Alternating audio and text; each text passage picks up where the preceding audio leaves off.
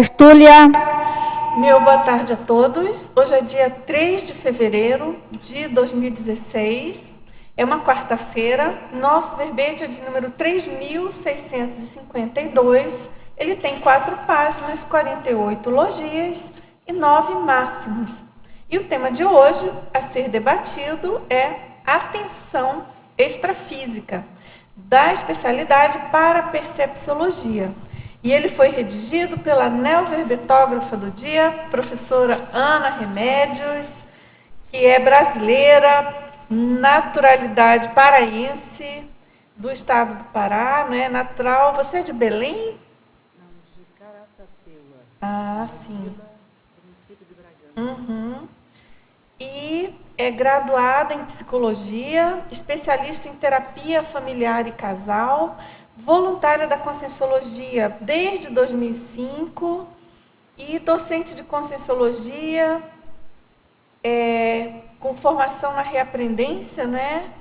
E é tenepsista desde 2008. Agora vamos aqui à nossa definição. A atenção extrafísica é o emprego da concentração mental ou a apreensão cuidadosa da consciência projetada na dimensão extrafísica, aplicada a ideias, objetos, cenários, para cenários, fatos, para fatos e manifestações extracorpóreas, visando obter maior lucidez e rememoração das parapercepções. Aqui na o holopensene pessoal dá para a atenção, o holopensene dá atenção, o holopensene pessoal dá projetabilidade lúcida, o holopensene pessoal dá paraperceptibilidade.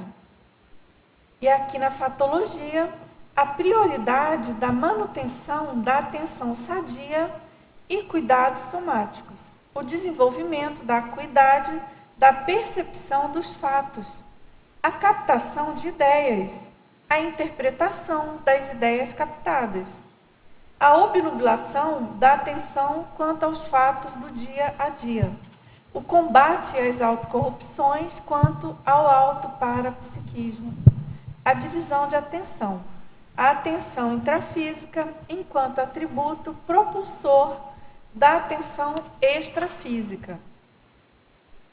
Aqui na parafatologia, a para-atenção espontânea, a para-atenção desenvolvida, a importância da para-atenção para a rememoração das vivências extrafísicas, o déficit de atenção parapsíquico, o interesse pelo parapsiquismo como base da sustentação da atenção extrafísica, a postura lúcida de estar atento às manifestações dos parafatos, a auto-organização parapsíquica, a sustentação da para-atenção interdimensional focada nas auto-parapercepções. Agora, aqui a gente chama atenção que na argumentologia nós temos uma listagem aqui, que é a temperamentologia, com 5 exemplos de posturas alavancadoras da para-atenção. E a gente também destaca que na divisão detalhismo tem 27 seções, o que configura um máximo para o verbete, mostrando aí o aprofundamento, né, a expansão das associações de ideias com o tema. Agora, aqui na acabativa, nós destacamos alerta consciencial, atenção, atenção dividida, autolucidez parapsíquica e vigilância extrasensorial. E aqui na frase enfática, a recuperação de cões fixados na holomemória depende do desenvolvimento da atenção extrafísica. Esta pressupõe a mega para-apreensão pessoal focalizada nos fatos e parafatos. Na questionologia, Você está consciente da necessidade de ter a atenção focada, inteligente, lúcida e prioritária como facilitadora para a atenção? Quais posturas vem adotando para a qualificação de tal atributo? E na bibliografia específica, nós temos 4 fontes bibliográficas. Agora vamos aqui à mega análise feita pela equipe da Enciclosapiens, professoras Ana Maria Rocha, Marilene Raganin e Socorro Frazão. Para fatos, para objetos, para cenários, concentração, manifestações, hiperacuidade, parapsiquismo, temperamento, assistencialidade, autodiscernimento, multidimensionalidade, disciplinofilia, rememoração, holomemória, treinamento, progessoterapia, observação, vigilância, parapercepciologia e parafenomenologia. Agora, só queria fazer uma chamada rápida aqui para algo que eu penso ser muito importante, que é a questão do programa Amigos da Enciclopédia. Para quem não sabe, o programa Amigos é que sustenta a infraestrutura de parte do CAEC no que diz respeito à enciclopédia, né? Então, por exemplo, o holociclo, toda aquela estrutura ali de holociclo, holoteca, e o próprio tertuliário aqui na transmissão da equipe, né? Aqui os trabalhos do tertuliário, a impressão dos verbetes. Então, esse é um programa supra-institucional, é um compromisso de todas as ICs, de todos os voluntários aí buscando ajudar para a continuidade desse projeto, né? Que se desenvolve aqui no campus do CAEC, mas é de toda a CCCI. Então, a gente pede o apoio de quem puder se associar. A gente teve uma certa perda esse ano. Praticamente mais de 100 associados deixaram de renovar a assinatura. Eles colocam aqui 120. Então, às vezes a pessoa esquece, ela deixa passar e, enfim, é importante quem puder, então, retomar, refazer a assinatura. Não é um valor alto, são R$70 por mês.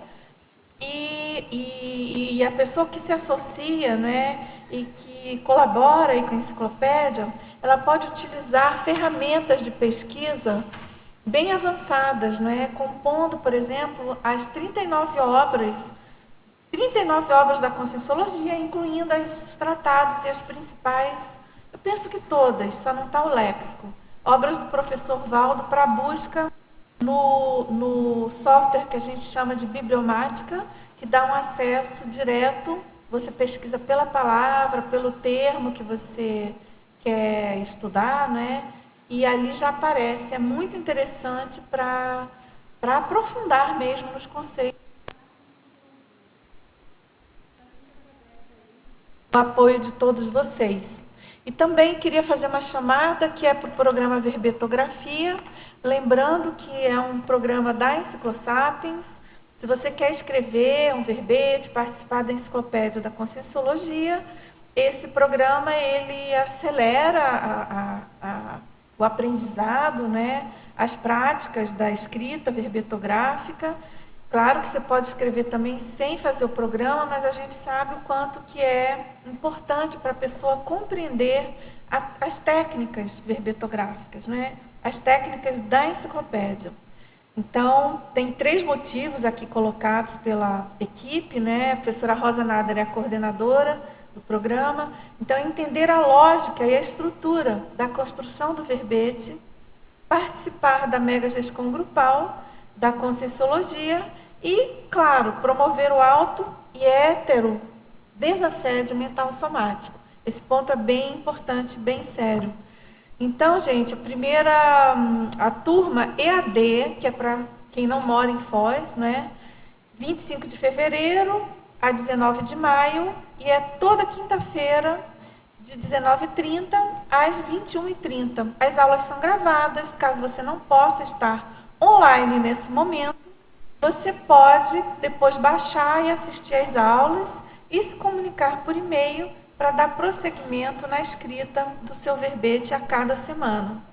E também a gente tem o semipresencial, que se inicia dia 8 de março e vai até 31 de maio. O semipresencial é às terças-feiras, é para quem mora em Foz, porque, claro, semipresencial a pessoa usa das aulas gravadas, das aulas online, das aulas EAD, mas tem aqui presencialmente o apoio aí dos professores para ajuda aí na escrita. Então, professora Ana, vamos aqui ao nosso verbete agora, e antes da gente entrar nas perguntas, eu queria que você comentasse da sua motivação para escrever a história aí. Então, a motivação já vem de um tempo. Eu não tinha ainda competência. Vamos dizer assim, vou explicar. Controvérsias. Há controvérsias. Vou explicar por quê.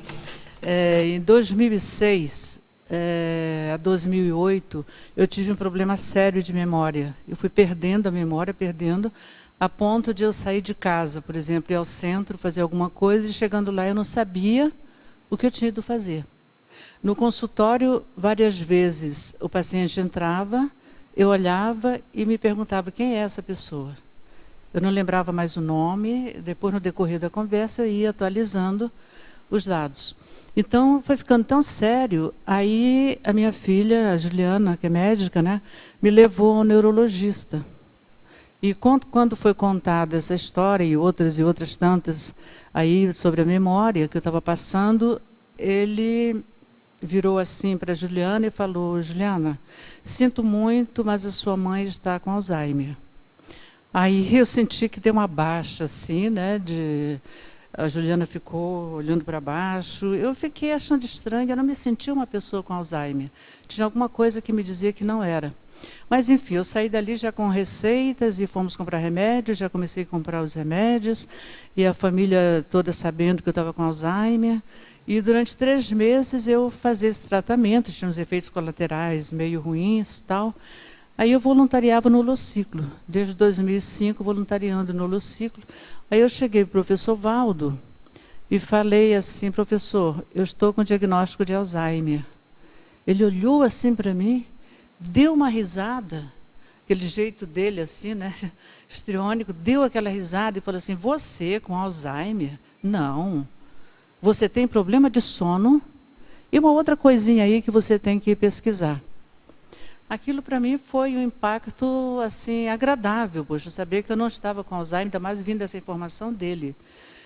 Aí eu cheguei em casa, contei imediatamente, a Juliana providenciou um médico em Curitiba, um neurologista, eu fui, era um ex-professor dela, e ele ficou 1h30 comigo fazendo testes cognitivos, ali na presença da Juliana também. Quando terminou, ele falou assim: Juliana, olha, sinto muito pelo meu colega, mas isso é um erro médico. A sua mãe tem a cognição intacta. Ela tem outros problemas que estão afetando a memória, mas não Alzheimer. Aí, naquele mesmo dia, ele me mandou para uma clínica de sono, né? Fiz aquele exame, polissonografia, obrigada, polissonografia, e realmente ali foi o laudo. Quando veio, o médico ficou assim assustado. Em 8 horas de sono, que eu fiquei na clínica, eu tive 156 microacordamentos. Então, isso significa que eu não dormia, eu ficava acordando a cada 5 minutos, eu não tinha noção disso, e não entrava na fase REM, então a minha memória estava muito afetada mesmo. Então, ali eu já comecei a fazer um tratamento, ali com remédios para ajudar no sono e tudo. Mas, ao mesmo tempo, como o professor Aldo falou que tinha mais alguma coisinha que eu tinha que pesquisar, eu marquei consulta com o médico, olha aí, a memória agora, homeopata, não, homeopata não, ortomolecular, obrigada, ortomolecular. E aí, quando eu cheguei, ele falou assim: não me conte o que você veio, o seu problema. Eu vou primeiro fazer um exame, depois a gente conversa. Aí ele tinha um aparelho ali mesmo, né, que quando ele estudou na Alemanha, ele mesmo criou aquele aparelho. E ele fez, e testando várias substâncias, quando chegou no mercúrio, o ponteiro que marcava foi lá no 80. Ele se assustou, falou assim, você está com uma contaminação altíssima de mercúrio. Aí ele começou a pesquisar qual foi o meio que eu me contaminei. Quando chegou no morango, repetiu aquele mesmo movimento com ponteiro e um som estridente lá. E ele fez outros testes, mas era só o problema mesmo do mercúrio. Então, aí ele me fez um preparado ali na clínica mesmo, eu fiquei 21 dias desintoxicando, descontaminando do mercúrio. Então, depois de 21 dias eu voltei na clínica, ele repetiu o teste, não tinha mais mercúrio no organismo.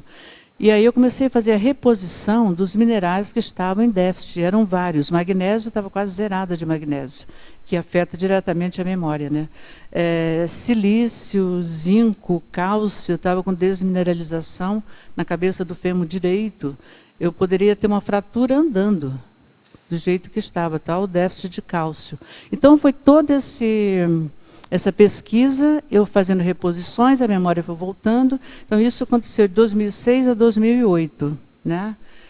E ali, logo em seguida, a memória foi voltando, tudo bem. Agora eu estou com um pouco de déficit de memória de novo, porque eu estou fazendo quimioterapia há 1 ano e 2 meses, e tem uma perda grande de magnésio, inclusive constatado em exames, né, que eu tenho feito, minha taxa de magnésio está muito baixa. Eu estou fazendo reposição de magnésio.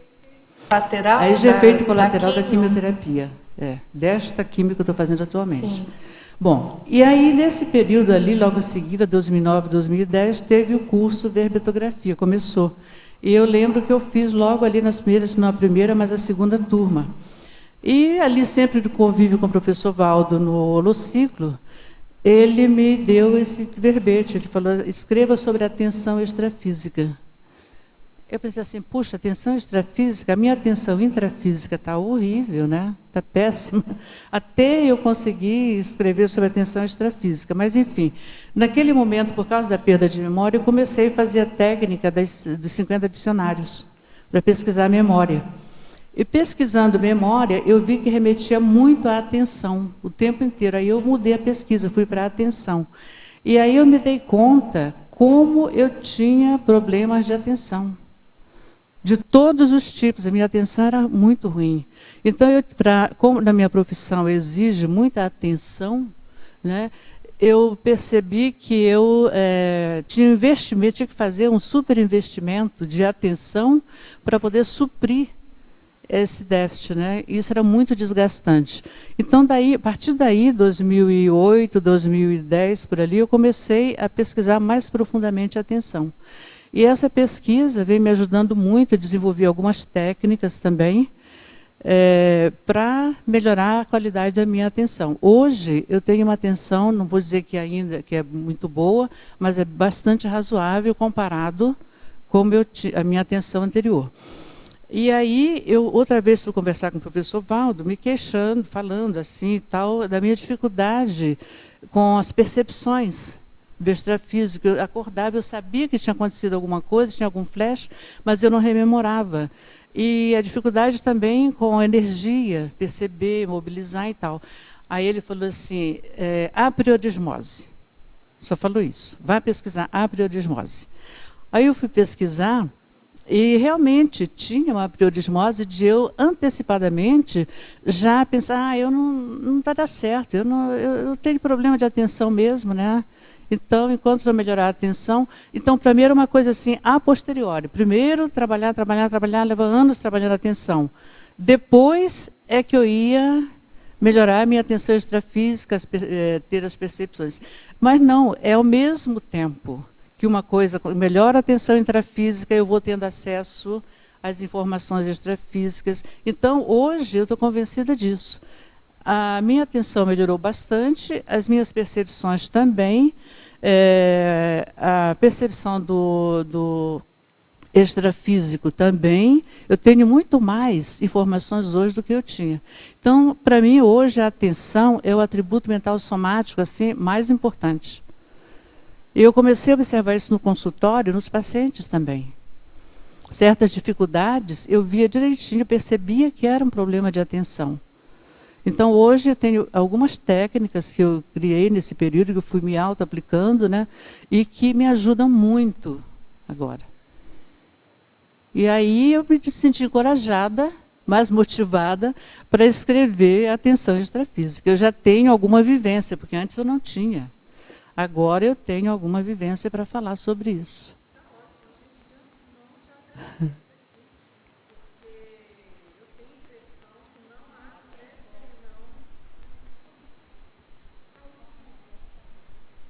Pré-serenão sem a prática. Claro que tem as gradações, as diferenças, né? Sim. Mas é um problema realmente muito sério para a gente cuidar, pesquisar e com certeza aí vai ser muito útil essa tertúlia para a gente avançar nesse tema, né?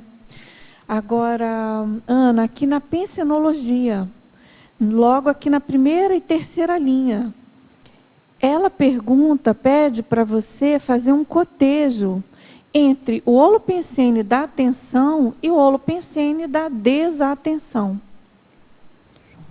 O holopensene da atenção e o holopensene da desatenção. Então, o que eu me dei conta é que quando eu tinha toda essa dificuldade que eu nem sabia que tinha, eu vivia dentro do holopensene da desatenção. E hoje, analisando assim, a distância, às vezes até eu pego alguns fatos, alguns momentos da minha vida, e eu percebo como eu era desatenta. Atenção saltuária, muita intromissão, isso é uma coisa assim, muito marcante. Como eu tinha muita intromissão no meu pensamento. E às vezes até me assustava. Eu estou pensando uma coisa assim, raciocinando, e de repente entra um pensamento nada a ver com aquilo. Isso era assustador. Então, hoje, como eu já vivi isso de uma maneira muito forte, hoje, adquirindo o holopensene onde é que você falou? Da atenção, é muito diferente. O holopensene da desatenção e da atenção. Então, eu vejo que a gente tem assim, muitas perdas por não dar atenção à atenção. Porque os fatos estão aí, os parafatos também. E se a gente não tem uma boa atenção bem desenvolvida, bem colocada, bem atenta, você perde muita coisa. E, às vezes eu tenho vontade até de chorar. Claro que isso aí é uma emoção, né? Vontade de chorar por tudo que eu perdi por causa da desatenção. Quanto tempo da minha vida que eu perdi, quantos fatos, quantas coisas aconteceram, e eu perdi por causa da desatenção. Então, hoje eu quero viver dentro do holopensene da atenção. E eu cuido disso diariamente. Diariamente eu preciso estar dando atenção a isso. Quando você diz que cuida diariamente, você emprega alguma técnica Sim. ou algumas técnicas Sim. específicas? Você pode comentar? Sim, eu tenho técnicas para isso. Eu estou escrevendo, nesse momento também, um livro que é Como Administrar o Processo da Emocionalidade.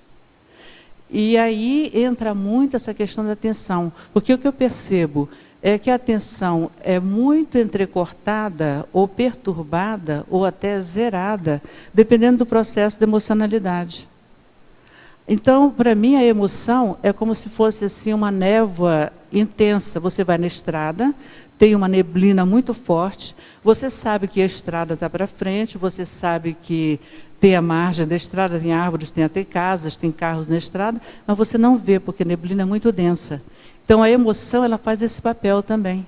Ela turva, você fica obnubilado. Então, a sua atenção fica zerada também. Quando entra o processo de emoção, é impressionante. A atenção, ela se perde. Então, eu tenho técnica para trabalhar isso, para não permitir nem que se instale a emoção. Eu já percebo.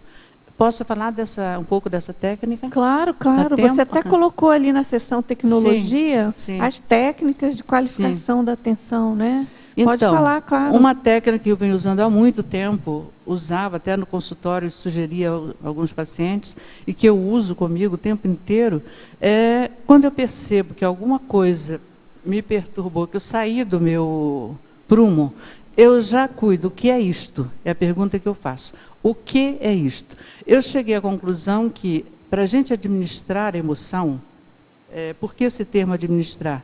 Porque eu não quero controlar, eu não quero reprimir, eu não quero fazer de conta que não existe, botar uma pedra em cima, não é nada disso. Isso nós aprendemos com a nossa educação. Para com isso, para de chorar, não faz, sei lá, o que esquece, né? Amanhã é outro dia. Então, essa educação não serve para você aprender a lidar com a emoção, porque a emoção ela continua, o psicossoma está aí, né? Então, o que eu faço? Primeira pergunta, o que é isto? É importante a gente identificar, dar nome à coisa. A gente só começa a administrar alguma coisa quando você dá nome àquilo. No mundo, tudo tem nome, né? A pessoa descobre uma coisa, ela dá um nome para aquilo, né? Até tem um exemplo assim que eu digo: o índio vê um passarinho passar, ele não conhece aquele passarinho. Aí o passarinho passa cantando assim, cué, cué, cué, cué, cué. Ele chama o pássaro cué, cué, cué, cué. Mas ele dá um nome para isso. Então, é importante dar nome. No momento que a gente dá nome, a gente se situa. O que é isto que está acontecendo comigo? Eu estou aborrecida, eu estou triste, eu estou cansada, eu estou chateada. Dá nome para isso. O que é? Em seguida, eu começo a analisar se isso que está acontecendo comigo, que eu estou sentindo, estou percebendo, surgiu da inter-relação, eu com outra pessoa. Ali a pessoa fez ou falou, não disse alguma coisa, saiu de perto, que aquilo tocou em mim e eu mudei o meu estado emocional. Então, é importante eu saber se isso foi da inter-relação com a pessoa. Então, tem uma questão dela, ela falou alguma coisa que me perturbou. Se foi de propósito, se não foi, isso é uma questão dela, não é minha. Não vou trazer para dentro de mim o que não é meu, né, uma coisa do outro. Pode ser até que eu não saiba o que foi que a pessoa fez, mas alguma coisa aconteceu nessa inter-relação. E às vezes não, às vezes eu estou sozinha e me percebo mudada, alguma coisa me alterou. Então, o que é isto? Qual é a minha necessidade que eu não estou atendendo? E aí, ou o soma, ou o psicossoma, enfim, eles estão me chamando atenção para isso. Qual é a necessidade? Eu preciso descansar? Eu preciso conversar com alguém? Eu preciso fazer uma leitura? Eu preciso, enfim, o que eu preciso fazer? Que eu não estou fazendo ou é um assédio. Mas eu nunca parto primeiro para pensar que é um assédio, porque eu sei que não existe assédio sem autoassédio.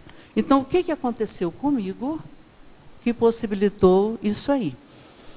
Terceira questão. Eu já estou envolvida nisso, eu já estou dentro disso, já está acontecendo.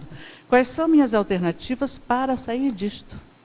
E quanto mais rápido eu sair disso, de uma forma, claro, que não é sair automaticamente, apertou um botão, saiu. Não existe isso. Tem toda uma análise que eu já venho fazendo, o que é isto, qual é a minha necessidade, ou qual é a necessidade do outro, e para chegar nessa terceira questão, que é o que fazer para sair disto. Então, essa análise já faz com que aquela sensação, aquela emoção, aquilo que me transtornou, no momento que eu faço uma análise, já passou pelo meu cérebro. Já não é mais uma emoção, já é um sentimento, né? Então, eu estou administrando esse processo. Eu não estou reprimindo, eu não estou fazendo de conta que não existe, deixando para lá. Não, eu estou analisando, eu estou administrando isso aí. Ok, tá então, ótimo. eu tenho percebido que isso me ajuda muito, porque eu tenho um temperamento bastante difícil, vou falar depois de temperamento. Meu temperamento é colérico, temperamento a gente não muda assim tão rápido, né? Leva vidas para mudar um traço de temperamento. Então, eu tenho que lidar com isso, é como eu sou. Agora, essa análise, essa administração me ajuda bastante. E aí a atenção volta de novo, eu fico atenta. Agora, Ana, aqui na pensenologia, na página 7, segunda e terceira linha, ele pergunta como podemos desenvolver o holopensene da atenção focada, estando imersos no amplo holopensene da atenção contaminada que nos invade com a internet e os meios de comunicação onipresentes. Isso é uma das dificuldades do nosso tempo atualmente, né? É muita solicitação. Aquele aparelhinho na mão o tempo inteiro, né? Eu vejo assim, em todos os lugares, em casa, na rua, as pessoas. É incrível, é o dedo e as teclinhas, né? Difícil. Eu procuro me disciplinar, porque como eu já tenho essa dificuldade com a atenção, pode ser que uma pessoa que não tenha dificuldade funcione melhor. Para mim, não funciona. Eu tenho essa dificuldade, eu reconheço, e eu tenho que administrar isso aí. Por exemplo, eu não tenho Facebook. Eu me impus isso de não ter Facebook, né? Então, eu falo no WhatsApp, me comunico ali com as pessoas e tal, mas não quero me permitir ficar dependente desse veículo aí. Para manter, porque essa é uma necessidade minha. Eu não estou generalizando isso para o todo, cada um percebe a sua necessidade. Mas, para mim, eu não posso me permitir isso aí. A minha atenção é muito frágil ainda. É uma técnica, né, de cortar já para evitar. Então, o tempo inteiro eu estou com a atenção na minha atenção. Agora, na fatologia, na página 7, primeira linha, quanto à prioridade da manutenção da atenção sadia e cuidados somáticos, quais são as suas dicas para mantermos o nosso soma em dia? Isso. Boa pergunta essa mesmo. Ana, desculpa, só um minuto. Que deixa eu fazer as perguntas complementares. Tá. Ele pergunta se tem alguma dieta ou suplementos que possam melhorar a nossa atenção. Depois ele pergunta dos adultos que turbinam a sua atenção usando a Ritalina. Então, é dieta, suplementos e remédio, né? No caso, Ritalina. Esse assunto Ritalina é vasto.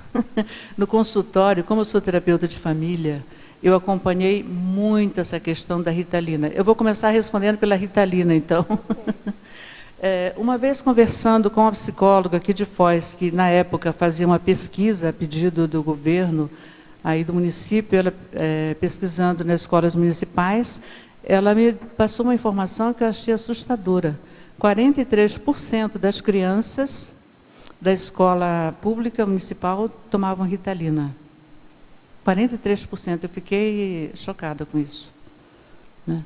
Então, o que eu observava assim, no consultório, depois, quando começou essa febre das pessoas se qualificarem, se dizerem que tem déficit de atenção. Déficit de atenção. Ah, meu filho é TDAH. Então, eu percebi assim, que quando a mãe ou o pai chegavam no consultório e diziam, olha, meu filho teve o diagnóstico de TDAH e tal, quase com alívio, assim. Ah, ele não é louco, ele não é tal coisa, ele é TDAH, né? Então, ele está tomando Ritalina. Aí pronto, eu não posso mais fazer nada.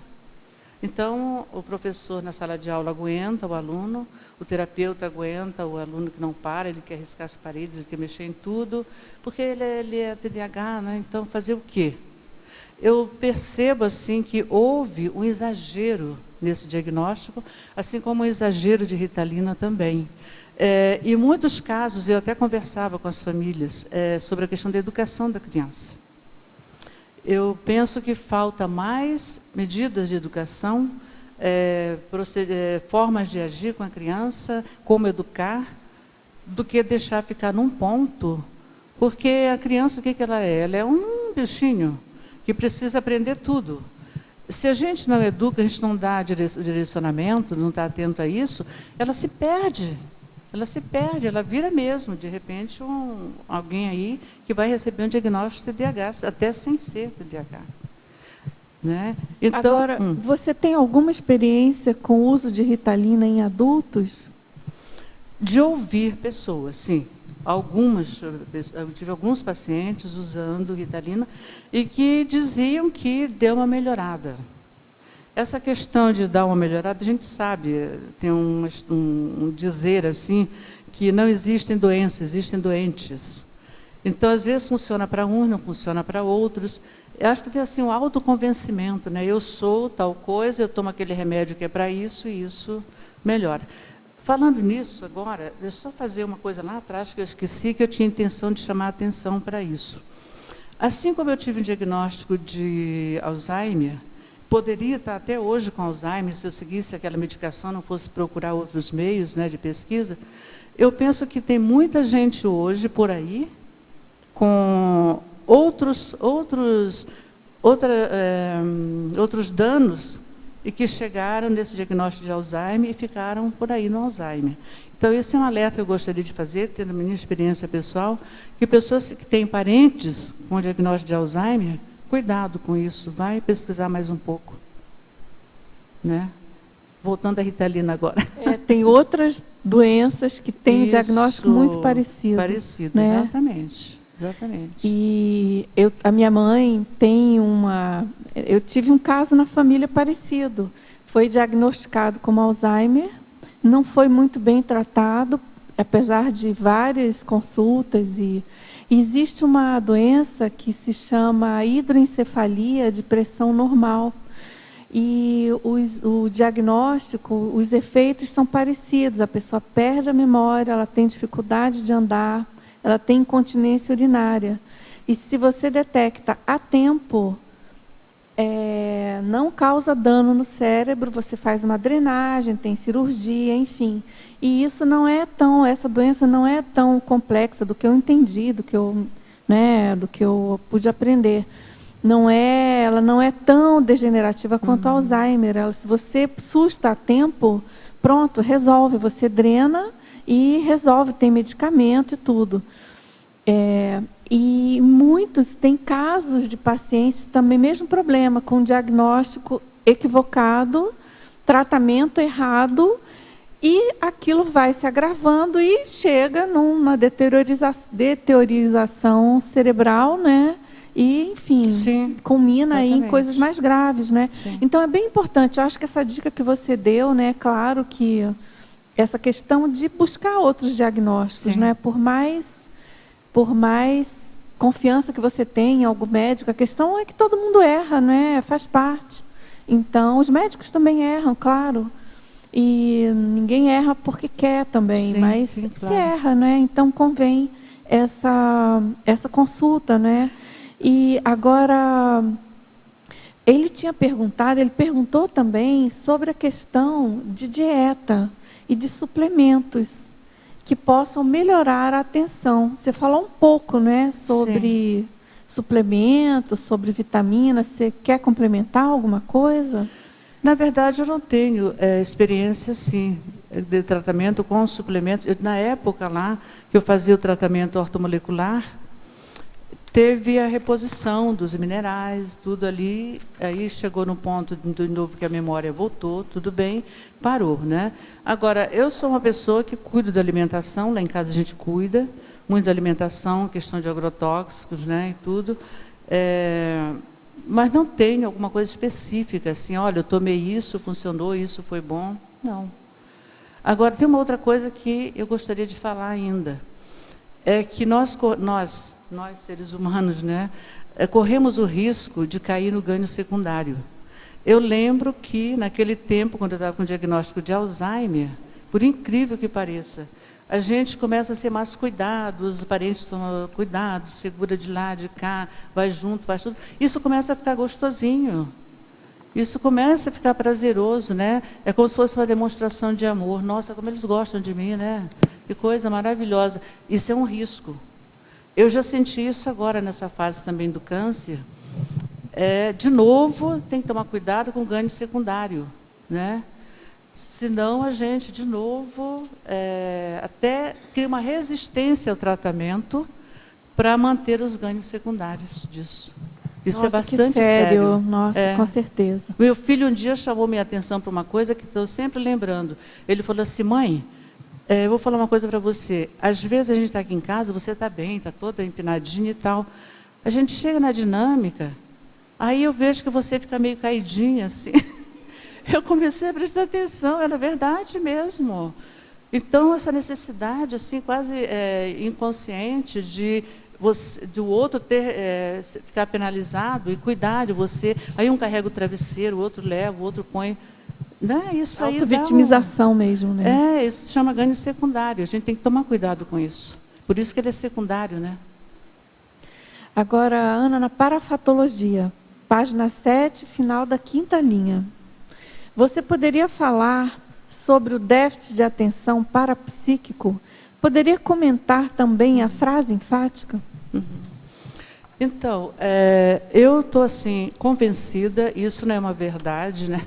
É uma verdade relativa de ponta, vamos dizer assim, que sem atenção, sem uma boa atenção intrafísica, não vamos conseguir ter uma boa atenção extrafísica. Essa experiência é minha, pessoal, pode ser que outras pessoas tenham conseguido, eu gostaria até de saber se alguém faz isso. Mas sem desenvolver a atenção intrafísica, não se chega à atenção extrafísica. Uma vez o professor Valdo falou uma coisa que eu fiquei impactada assim. Ele falou, olha, o extrafísico é muitíssimo mais dramático do que o intrafísico. Na hora que ele falou dramático, veio a questão de emocional na minha cabeça, eu fiquei assim, depois eu fui pesquisar. Ora, é dramático no sentido de muitas informações, muito mais informações, né? E lá no extrafísico nós estamos sem o soma. O soma aqui, ele mascara um pouco. Eu posso estar triste, mas de repente eu resolvo me mostrar alegre. Eu estou numa situação, numa festa, fui à casa de uma pessoa e tal. O soma tem essa capacidade de mascarar. No extrafísico não, é tudo exposto, tudo muito claro. Não tem como esconder, não se esconde nada. Pensou, já era, já foi, né? Então, nesse sentido, eu entendi que é muitíssimo mais dramático. Então, se eu não consigo estar atenta, prestar atenção ao intrafísico, que é muito menos complexo, né? Como é que eu vou conseguir manter a minha atenção no extrafísico com toda essa complexidade de informações? De parafatos, de tudo acontecendo ali. Eu experimento isso no meu dia a dia. Como a minha atenção no intrafísico está bem melhor, mas ainda no extrafísico eu ainda me perco. Perco muita informação, né? Então, hoje o meu foco, o meu objetivo é melhorar também a atenção extrafísica. O tempo inteiro eu estou atenta a isso. Você pode comentar a frase enfática? Sim. Então, a recuperação de cons fixados no holomemória depende do desenvolvimento da atenção extrafísica. Esta pressupõe a mega para a apreensão pessoal focalizada nos fatos e para fatos. Essa frase enfática eu construí assim, baseado na minha experiência. Eu estou certa disso. É assim mesmo. A recuperação de cons. Eu percebo que, nesse período que melhorou muito a minha atenção intrafísica, e eu comecei a perceber também melhoras na atenção extrafísica, a minha recuperação de cons é impressionante. Assim, eu acordo, eu fico assim, às vezes levanto, vou lá, escrevo, porque eu tenho preocupação de no dia seguinte não lembrar. Então, eu já vou lá e escrevo naquela hora, que eu ainda sou traumatizada pela falta de memória. Então, sem melhorar a atenção intrafísica, eu não vou ter essa melhora, essa excelência extrafísica, e, em consequência disso, a minha recuperação de cons também fica prejudicada, né? É como se eu não tivesse acesso ao meu paracérebro. Como se fosse uma porta de acesso que depende, a chave é a qualidade da atenção. A qualidade atencional. É a chave para abrir o paracérebro. Eu estou certa disso. E, para eu ter acesso ao paracérebro também, eu vou lá, eu estou entrando no psicossoma, né? O paracérebro é a sede no psicossoma. Quanto que eu preciso melhorar a minha administração da atenção? Porque, às vezes, a gente até acessa, mas a emoção perturba. É aquela névoa, né? Aquela neblina Totalmente. densa.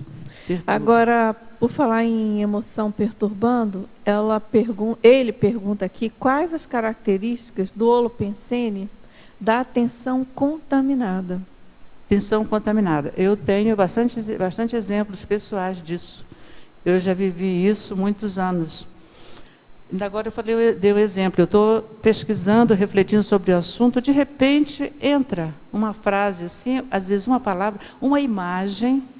Como eu sou uma pessoa muito visual, eu tenho muita contaminação de imagens. Entra uma imagem, não sei de onde, nada a ver com aquilo. Eu imediatamente retomo o que eu estava pensando. Faço isso muitas vezes. E às vezes, isso já aconteceu, assim, algumas vezes mesmo, de eu perceber que tem assédio nisso aí. E de falar com o sediador. Tipo assim, ó, cara, nós somos consciências, estamos evoluindo, tá? Sai dessa, poxa, vamos lá, vamos estudar alguma coisa. Eu estou estudando, ó, vem aqui comigo estudar, tá? Mas não fica botando caquinhos aí na minha cabeça. Eu brinco assim, e isso, algumas vezes que eu fiz isso, eu sinto que dá uma limpada, um vazio, né? Eu já tive uma experiência com guia cego também, nesse sentido. Assim, se eu estava atenta, preocupada, assim, pensando no caso de um paciente de consultório, ou estudando alguma coisa, começava a tocar o hino nacional brasileiro dentro da minha cabeça. Mas tocar mesmo, se tivesse uma vitrola dentro da minha cabeça. Aquilo era perturbador, tirava totalmente do foco, e eu convivia com aquilo, convivia. Em 2001, eu fiz um curso de campo aqui no CIAEC. E aconteceu isso dentro do curso de campo. E depois eu conversei com o EPICOM, fora dali. E ele me chamou a atenção para essa questão de guia cego. E aí eu comecei a prestar muita atenção. Então, quando vinha a questão da música, eu afastava a música e tal, mas eu me percebia, estudando aquilo que eu estava estudando, e respirando no ritmo do hino nacional. Era muito louco isso. O meu corpo estava no ritmo do hino nacional. Aí, nesse momento, eu tive uma projeção, foi bem marcante. Foi logo em seguida desse curso de campo, se não no mesmo dia até. Eu estava numa praça circular, toda de paralelepípedo, assim, meio alaranjado, e da praça saíam várias ruas, tudo assim, ladeiras, com aquele mesmo piso. E eu estava ali na praça porque eu tinha que fazer alguma coisa. Era uma coisa importante que eu tinha que fazer, e eu não lembrava, porque tocava essa música, esse hino nacional, dentro da minha cabeça. E eu não sabia o que fazer ali na praça, e aquilo estava me angustiando muito. Aí, de repente, eu olhei para a esquerda, tinha um casarão. Eu falei, bom, vou lá nesse casarão perguntar alguma coisa, me orientar. Quando eu entrei no casarão, tinha um casal aqui, um casal assim de uns 40 anos, o moço e a moça, né? E eles gesticulavam para mim, e eles chamavam a minha atenção. Eles, sabe, estavam empenhados em me ajudar, mas eu não conseguia dar atenção para eles. Nisso eu olho aqui para a esquerda, tinha um balcão, tinha um homem assim, de uns 60 anos, de pé, em posição assim, militar, assim, perfilado, né? Ele não olhava para mim, assim, forte, baixinho, lá durinho. Mas eu estava como se eu estivesse hipnotizada. Quando eu vi aquele homem, aquele hino tocando na minha cabeça, eu tive a ideia clara de que era alguém, um amaurótico, né, que pensava estar me ajudando, tirando daquele... Toda vez que eu entrava numa situação difícil, num conflito, alguma coisa que eu queria resolver, vinha essa história, essa coisa do hino nacional na minha cabeça. Então, para mim, ficou claro ali que alguém querendo me ajudar, mas de uma forma que não ajudava, só me tapeava, na verdade, uma grande tapeação, né? E aí eu acordei e fiquei refletindo sobre isso. Bom, de lá, aquilo parou. Eu tive uma conversa, assim, depois com essa consciência, imaginei que a consciência estava ali, conversei, expliquei uma série de coisas, parou. Isso já faz alguns anos, de 2001 para cá. Uma vez ou outra, muito raramente, começa de novo aquele hinozinho. Mas aí eu já sei como sair, como limpar essa situação, pronto. Isso não me perturba mais. Nossa, ótimo exemplo, né? Puxa, olha, se eu ficasse bem contando rica exemplos aqui essa... de como a minha atenção foi perturbada durante todo esse tempo, eu nem sei como é que eu sobrevivi, como eu consegui trabalhar no consultório anos com uma atenção assim tão perturbada, tão dividida. Dividida não, tão atrapalhada, né?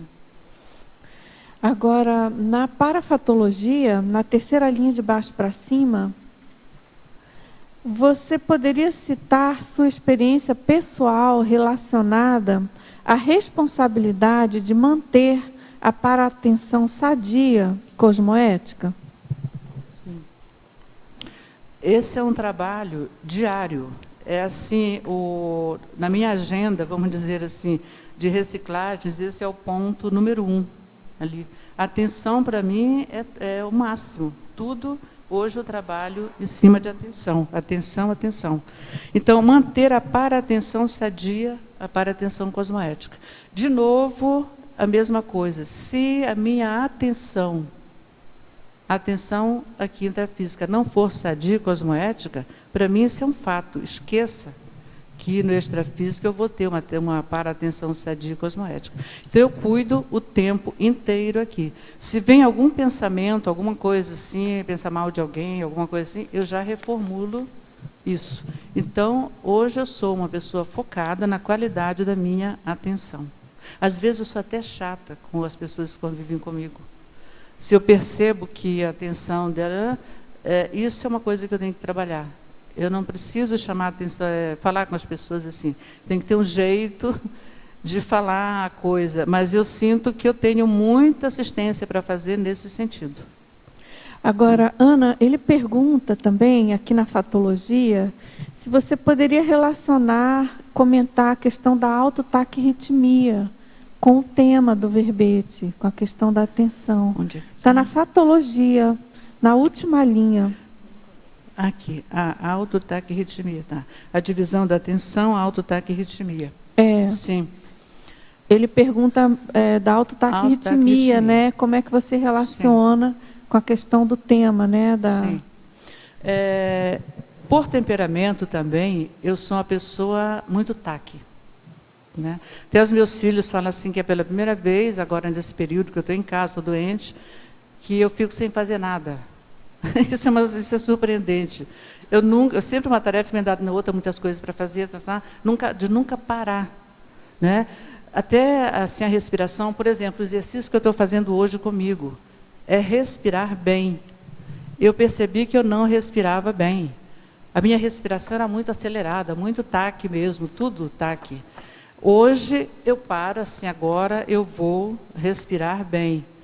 Sentir lá a respiração no diafragma, sair, voltar.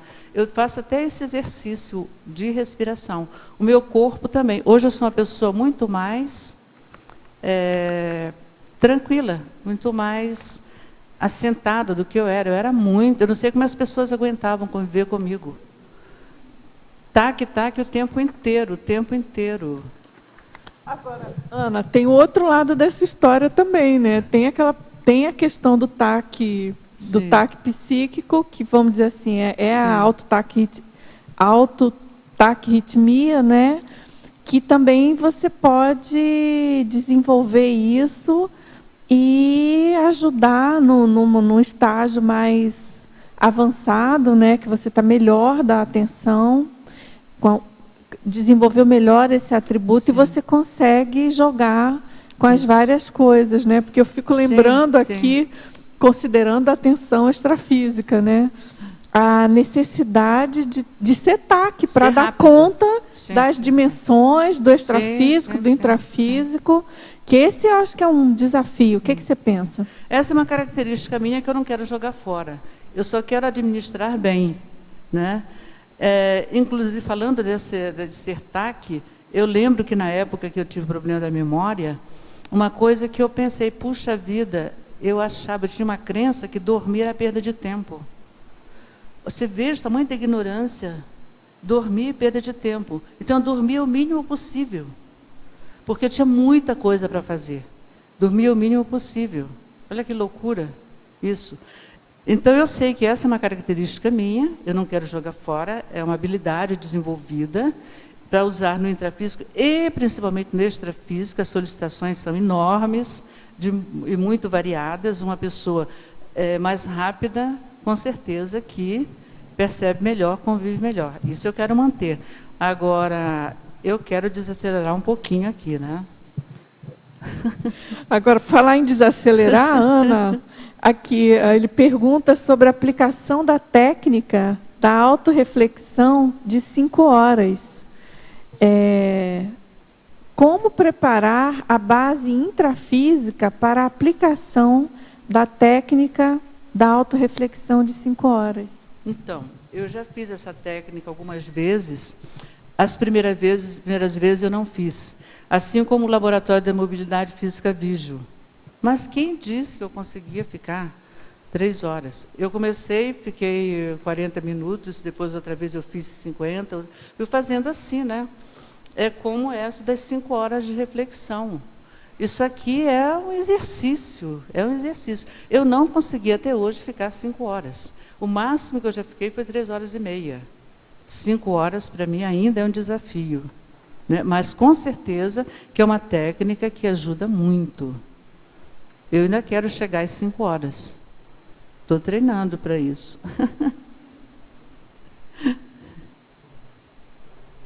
Alô. Ana, parabéns pelo verbete. Né? E parabéns por todas as autossuperações que você relatou, né, para conseguir aí concretizar o verbete. Né? A minha pergunta é na segunda página ali, que eu acho que é a página 8. Lá embaixo, o último item da página. Eliminação da síndrome da postergação. Queria que você desse a tua definição do que você entende que é síndrome da postergação e a relação com o tema. Então, aproveitando, citando essas dificuldades que eu já tive, todas, assim, de atenção saltuária, de interferência de muitos fatores, né? Eu me percebi que eu estava começando a entrar nessa síndrome da postergação. Depois eu faço, né? Eu tinha tanta coisa para fazer e eu estava postergando, deixando para depois coisas importantes. Por exemplo, a escrita desse livro que eu estou escrevendo, Como Administrar o Processo de Emocionalidade. Tem 15 anos isso, é uma vergonha, né? Estou declarando publicamente essa vergonha. Tem 15 anos que eu estou lidando com esse livro. Então, postergação é depois. Agora tem isso, tem aquilo, depois.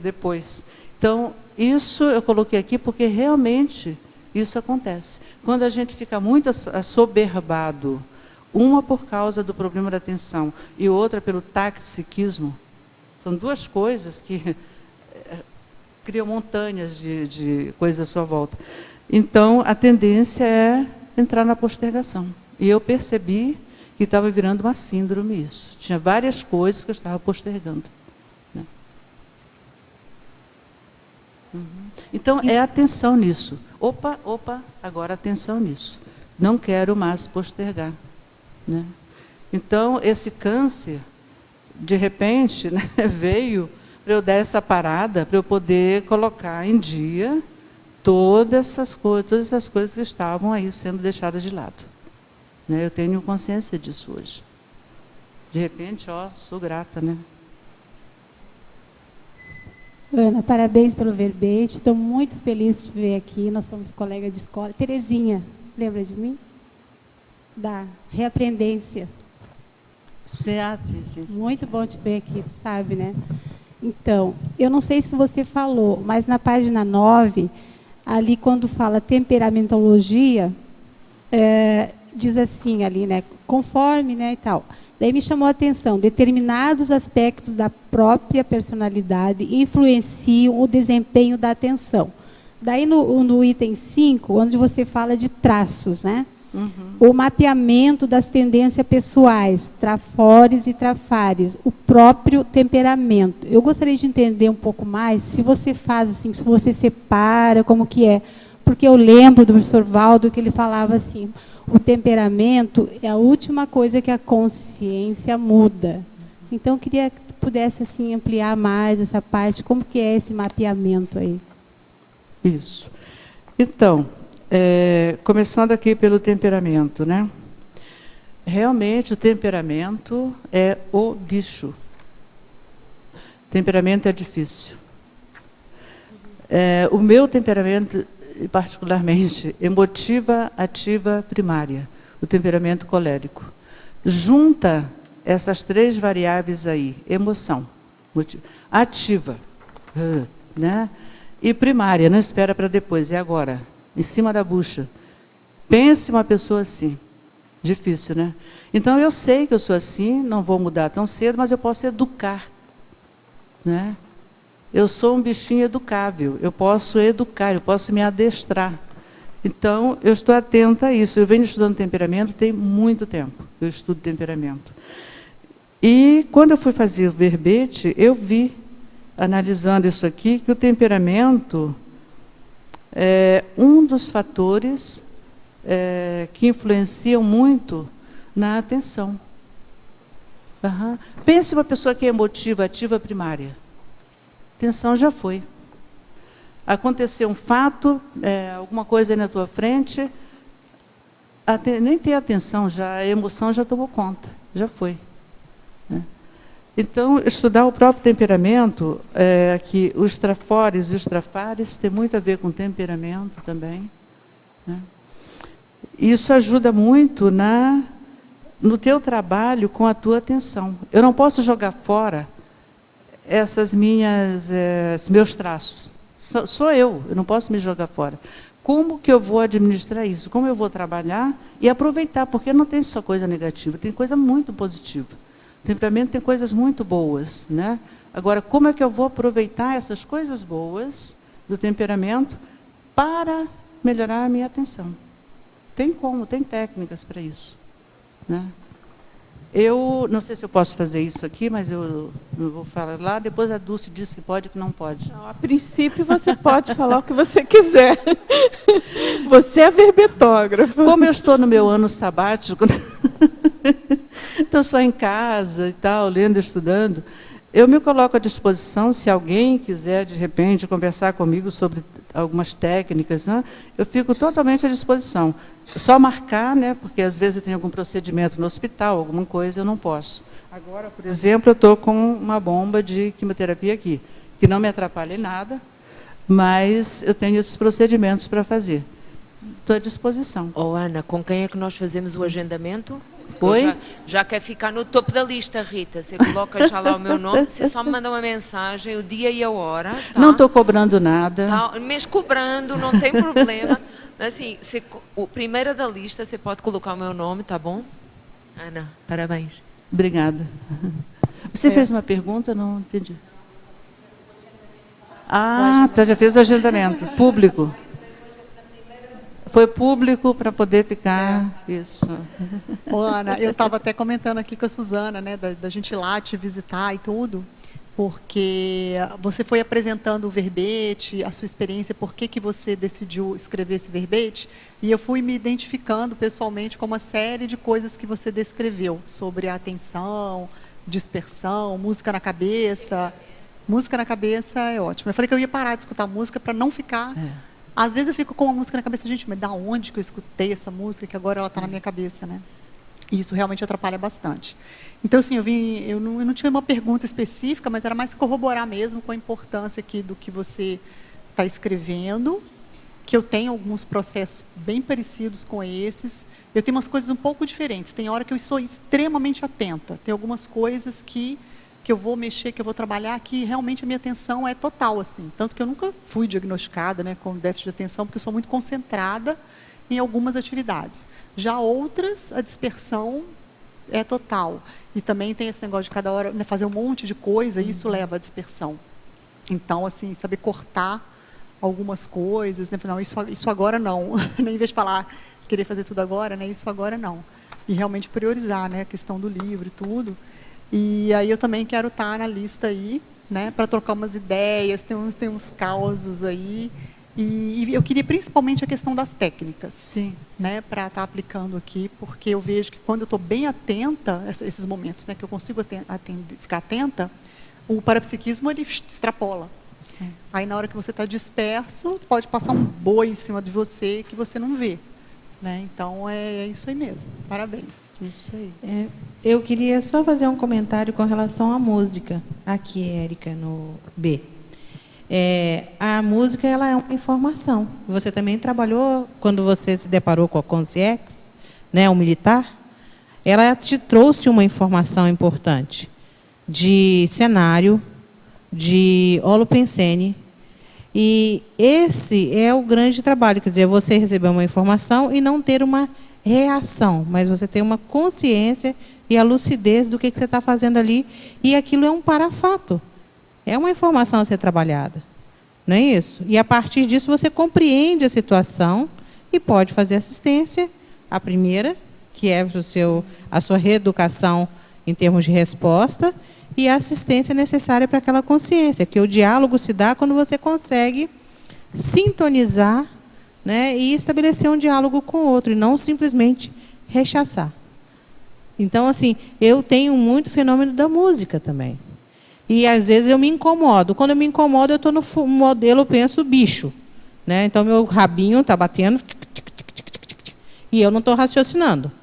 Quando eu evoluo, saio da reação animal, eu estou modulando noutra forma.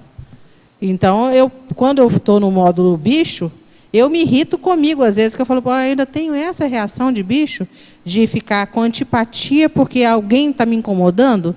Eu penso assim, na medida que a gente está estudando conscienciologia e tentando aplicar as técnicas, eu estou tentando baixar o bicho, né? Colocar o bicho no seu devido lugar e mudar a fórmula de funcionamento, que é tentar entender o que está acontecendo e qual que é a demanda que está sendo feita para mim. Eu acho que você falou sobre isso de forma assim, bem clara na hora que você fala da abordagem. Mesmo que você não consiga ouvir, você conseguiu ler o cenário e intervir no cenário. Está correta a minha interpretação do que você fez? Quando você teve a questão do militar e aquele casal de 40 anos, mais ou menos, tentando falar contigo, e você não conseguiu ver, mas você não conseguiu ouvir, mas conseguiu ver o outro cenário, ao observar em volta e tentar usar o seu outro sentido? Agora, eu só queria fazer uma colocação, é que, na minha opinião, assim, o mais sério sobre o que ela colocou dessa conversa, e do que ela contou sobre essa experiência projetiva, é a gente ficar atento para essas insinuações musicais, essas incidências e reincidências de músicas na nossa psicosfera, porque pode ser esse caso, né? E podem ser os bolsões aos quais a gente tem.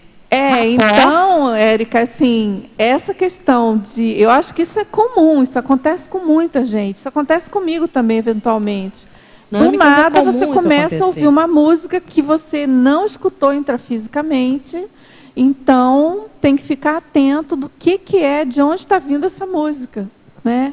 Então, essa questão que eu achei bem em cima do lance, que é a atenção extrafísica para a música, que aparentemente é uma música intrafísica. E quando você lembra, por exemplo, de origem intrafísica. A água, por exemplo, na tubulação, faz um som, por exemplo. Claro, e claro. no sistema de refrigeração também faz. O silêncio tem um som, né? Tem. Sim. Na verdade, é um pseudo, né? Silêncio. Tanto que muita gente Mas, chega enfim, em alguns ambientes e fala, nossa, o silêncio aqui, ele grita, né? E a pacificação de alguns ambientes também se dá por essa condição. Mas eu também tenho que tentar buscar essa pacificação para poder lidar com o cenário perturbador. Não tenho que buscar essa condição intraconsciencial? Claro, com certeza. Agora, eu ainda tenho uma questão para resolver nesse exemplo aí do militar, do hino nacional brasileiro. Alguma coisa, eu fiz link com alguma coisa, que eu não sei ainda o que é. Do meu passado, talvez. Isso, para mim, ainda é obscuro, eu não sei. Mas alguma coisa tem. Claro. Ele não ia ficar à toa. Sim, porque né? não é outra música, claro, é o hino nacional. Claro, com certeza. Então, vamos lá? Hein, Ana? Seria o caso porque seu marido era militar? Hein? Não seria o caso de seu marido ter sido militar? Meu marido foi oficial da Marinha. Ele não era militar, assim, ele foi um acidente de percurso na vida dele, ia para a Marinha, e em 64, na Revolução, ele foi expulso da Marinha, preso como comunista, porque ele pensava diferente do resto do povo lá. Então, ele não era assim, uma pessoa militar, no sentido assim, da palavra. Mas pode ser alguma coisa aí? Tudo pode ser, né? Oi, Ana. Tudo bem? Oi. Aqui vai você. Olha só, vê para mim aqui, por favor, na página 9. Você fala ali em culturologia. Página 9. culturologia é logo a primeira. A cultura da atenção em todos os contextos. Você pode aprofundar isso, por favor? Entendi. Qual é a questão? A página 9, culturologia. Culturologia, tá. isso, a primeira lá. Uhum. A cultura da atenção em todos os contextos. A cultura da atenção em todos os contextos. Você pode aprofundar como é que é isso? Quando funciona? eu falei aqui a cultura, eu estou pensando, né, que a gente vai construindo a cultura. Né? O que é a cultura? São vários variáveis, efeitos, como fazer, comportamentos, enfim, é um conjunto, né, de coisas. Então, criar essa cultura da atenção em todos os contextos. Então, o que eu falei há pouco, eu estou atenta à minha atenção o tempo inteiro. Até depois de um tempo, isso vira uma cultura da atenção. Né? Já faz parte de mim. Como se fosse uma segunda natureza, né? Isso. Você está ali o tempo todo atento. Exatamente. Eu incluí, na verdade, para mim não é uma segunda natureza, eu incluí mais esse dado na minha natureza. Faz parte de mim. Né? Agora, Ana, aqui na paradoxologia, na página 8, você poderia exemplificar o paradoxo de atenção aos mínimos detalhes, revelar mecanismos evolutivos macrocósmicos? Exatamente. Então, vamos comentar do fim para o começo. Mecanismos... onde é que está? Me perdi. Mecanismos evolutivos macrocósmicos. Mecanismos evolutivos macrocósmicos. A gente pensa, quando fala macrocósmicos, muita coisa, uma coisa muito complexa, muito grande, né? Parece um paradoxo mesmo, atenção aos mínimos detalhes. Mas esse maximecanismo, ele é composto de mínimos detalhes. São mínimos detalhes que compõem o maximecanismo. Daí, eu fiquei pensando, essa ênfase que o professor Valdo sempre dava e chamava atenção para os detalhes, detalhismo. Então, são mínimos detalhes que compõem o maximecanismo. Né? Sem eu estar atento aos mínimos detalhes, dificilmente eu vou ter uma percepção por dentro, uma percepção profunda do maximecanismo. Às vezes a gente vê uma coisa imensa, uma coisa grande, entra numa exposição, por exemplo. Né? Recentemente eu vi na televisão a inauguração daquele museu no Rio de Janeiro, Museu do Futuro, Amanhã, né? Museu do Amanhã. O primeiro momento é o impacto assim da grandiosidade, de quantas coisas ali, mas eu não estou tendo percepção de detalhes. Então, se eu não tiver desenvolvido a minha percepção de detalhes, mesmo num museu comparado ao extrafísico é muito pequeno, mas usando como exemplo aquele museu, eu vou olhar por lá e ficar meio perdida. Só se eu tiver desenvolvido a atenção de detalhes é que eu vou me ater a detalhes. Eu lembro que eu fui ao Museu do Louvre, em Paris. Hoje, quando eu lembro disso, eu fico assim, puxa, que chato, né? Eu não vi o Museu do Louvre. Eu me perdi lá dentro. Não precisava voltar lá de novo agora, com essa atenção que eu tenho, para perceber. Então, isso no intrafísico. Agora, imagina o choque que a gente pode ter no extrafísico. Né? Esse maxi-mecanismo, tudo lá é maxi, tudo muito grande. Posso perguntar? Macrocósmico. Deixa eu só completar aqui. Agora, Ana, para não perder o embalo daquela coisa do temperamento. Tá.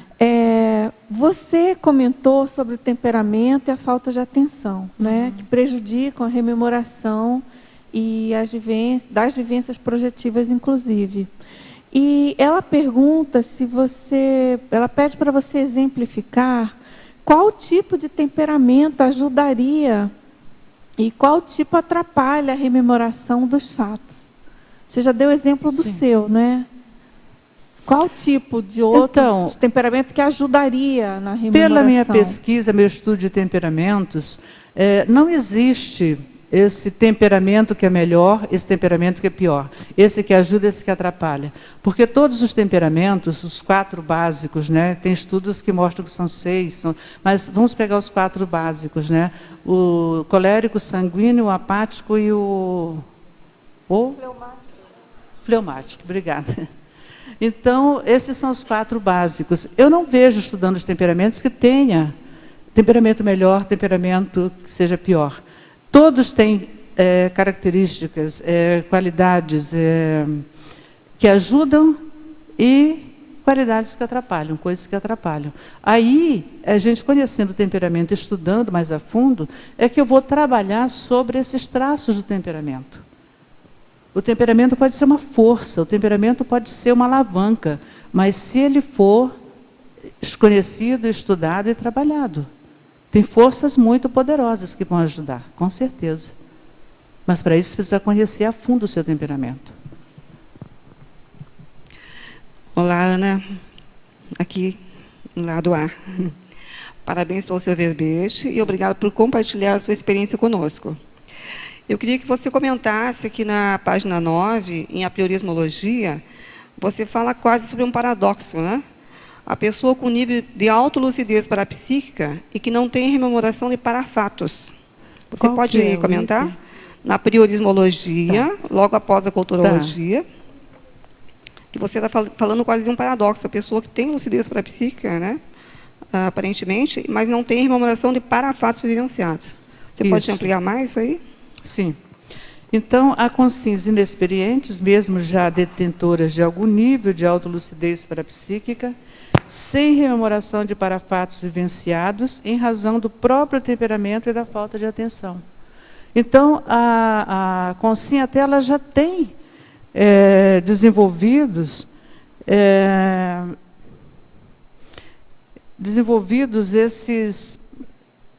essas qualidades aqui, como autolucidez parapsíquica. Porém, ela não consegue rememorar os parafatos, porque a atenção dela está alterada, perturbada, saltuária. Quando ela volta da experiência extrafísica, ela não consegue. O temperamento entra, atrapalha. Isso eu já senti muito comigo. Como o meu temperamento é emoção, ação e reação, eu não consigo, de repente eu fico tão perturbada que eu não consigo. Houve agora, nesse período, uma experiência assim. Eu acordei chocada com uma coisa que tinha acontecido, eu fiquei uns 2 minutos sem conseguir saber se aquilo era extrafísico, se era intrafísico, estava acontecendo comigo. Se apresentou uma pessoa, um homem para mim, com uma série de cartolinas, assim, como se fossem umas folhas plastificadas, e que eu vi através assim, da folha que eram órgãos do corpo, como se fosse um atlas de anatomia humana. Ele chegou para mim assim, muito engraçado, brincalhão, assim, vamos fazer uma brincadeira, vamos fazer um jogo. E eu achei interessante, topei. Ele falou assim, eu tiro daqui, coloco aí. Ele fazia assim, ele pegava uma prancha daquela e colava aqui em mim. E eu não sei como a prancha sumia. Ela não voltava para a mão dele. Vamos fazer isso. E nisso eu acordei. Eu acordei assim, assustada. Mas o que aconteceu? Eu estava acordada, estava dormindo. Então, imediatamente eu fiquei emocionada com aquilo, me perturbei. E aí eu não consegui, tinha mais informações, eu não consegui as informações a mais. Porque o meu temperamento ali foi uma coisa forte, né? A emoção entrou, eu fiquei perturbada e não consegui rememorar. E eu sei que foi um acontecimento, um fato bem importante. Eu não consegui, só fiquei no impacto da coisa. Isso aí. Posso fazer uma pergunta, Ana? Ana, você tem trabalhado emoção e memória. Sim. Emoções e memória. E uma das coisas que eu acho que tem a ver com as duas questões é a questão do devaneio. Sim. Que é mais do que só uma interferência. É uma fuga. É mais do que uma interferência. Sim. No pensamento. Sim. Ele é uma fuga. Sim. Como é que você vê essa questão do devaneio? Com relação exatamente às emoções, à memória e alguma forma de a pessoa conseguir diminuir o volume de devaneio, que no fundo é uma fuga, quando normalmente a coisa aperta, não é? Sim. Então, nas minhas pesquisas, eu também já sofri muito de devaneio. Então, eu percebi que a mente, ela usa vários recursos para a gente não enlouquecer. O sonho, por exemplo, é um recurso para não enlouquecer. Se uma pessoa fosse impedida de sonhar, por algum meio aí, alguém impedisse de sonhar, enlouqueceria. Porque o sonho é o momento em que a mente pode extravasar, o seu inconsciente pode extravasar, né, conteúdos que, conscientemente acordado, você não suportaria. Então, no sonho, tudo é permitido, né? Você pode atropelar uma pessoa, você pode trair o seu marido, pode, porque é sonho. Então, são mecanismos, válvulas de escape, vamos dizer assim, para voltar à homeostase, ao equilíbrio de novo. Você liberou aquele material, agora você pode se equilibrar de novo. Então, eu vejo o devaneio também assim, com o mecanismo da mente, daí ser uma fuga, né? O mecanismo da mente para voltar à homeostase, de repente. Atrapalha muito, não pode virar um vício. É como uma pessoa que, qualquer dor, ela toma Novalgina, toma um remédio para dor. Tem que verificar o que é a dor. Mas não pode ir tomando remédio. Dentro das suas pesquisas, você tem alguma coisa, porque às vezes vai ser necessário esse devaneio, até como um mecanismo de defesa, não é? Da pessoa aguentar determinadas situações, mas outras vezes isso vai tornar-se muito patológico e vai desviar a atenção do que realmente seria o foco. Nas suas pesquisas, você tem mais ou menos um termômetro, ou um situaciómetro de quando seria positivo no sentido de estar a ajudar e quando seria muito prejudicial? Você tem alguma pesquisa dentro dessa área? Eu comparo o devaneio assim. Às vezes você está cansado, vou sair, dar uma voltinha ali no condomínio, conversar com a vizinha e tal. Dá uma aliviada, você volta e você retoma. Agora, às vezes está com um problemão, vou fazer uma viagem para desparecer, o tal do desparecer, o tal do distrair. Tudo que a gente não precisa é se distrair, nós já somos muito distraídos. E às vezes a gente faz coisas para se distrair. Né? O devaneio, ele é um recurso, eu vejo como um recurso, que a gente pode usar assim, de repente para dar uma aliviada, tudo bem, voltar ao foco de novo, ou você pode ficar devaneando já como um vício, né? É a mesma coisa que a pessoa que come muito, termina ficando obesa, eu estou insatisfeita, estou chateada, vai na geladeira e come uma coisa. Daqui a pouco come de novo. Então, o devaneio ele pode virar um vício. Então, de novo, botar atenção sobre isso. Quando o devaneio está sendo profilático, bom, dali dou uma passeada na minha mente, e quando eu estou viciada em passear. Eu tenho coisas importantes para fazer, eu estou viciada em passear. É diferente, né? Tudo é botar atenção naquilo. E avaliar, dar um nome, qualificar. Por quê? O que é isso? Né? Eu estou precisando mesmo disso? Ou eu estou fugindo, ou eu estou me viciando nisso aí? Né? Porque o cérebro é assim, o cérebro aprende por repetição e velocidade. Quanto mais a gente repete uma coisa, mais aquilo fixa.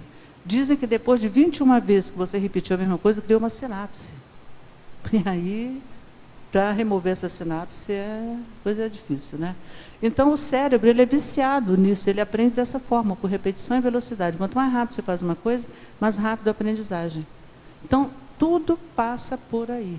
Se eu repito muito uma coisa, aquilo termina criando uma sinapse. Aí eu só sei ficar bem se eu estiver dando uns voos, né? Eu vejo dessa forma. Obrigada. Oi. Você na página 9 aqui fala em cultura, culturologia, fala da projeciologia lúcida. Você deu um relato aí, e na pergunta passada você falou de sonho. Onde é? Culturologia. Culturologia, a cultura da projeciologia lúcida.